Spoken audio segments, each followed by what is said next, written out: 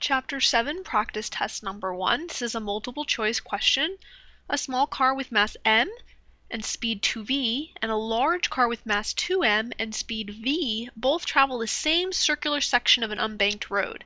The frictional force required to keep the small car on the road without skidding is F, capital F.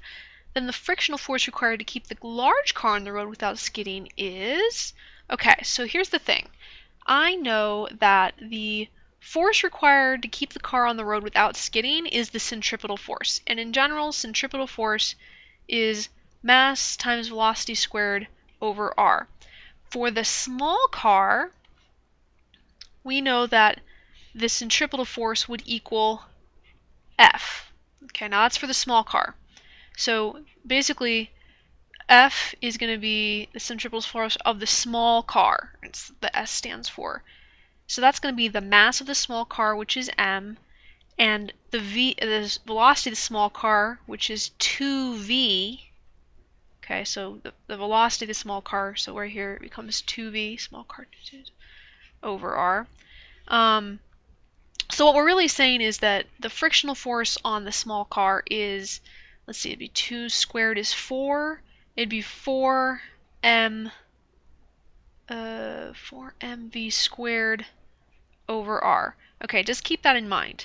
Now with this big car, I know the centripetal force is the mass of the big car, which was 2m,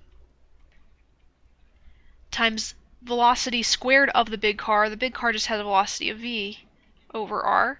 Notice that would also have to be equal to the frictional force. So this is what we're looking for, 2mv squared over r, which if you compare this and this equals half of that. See, they're both just mv squared over r. This one's a 4mv squared, this is a 2mv squared. So what we really have is F, this thing, divided by 2.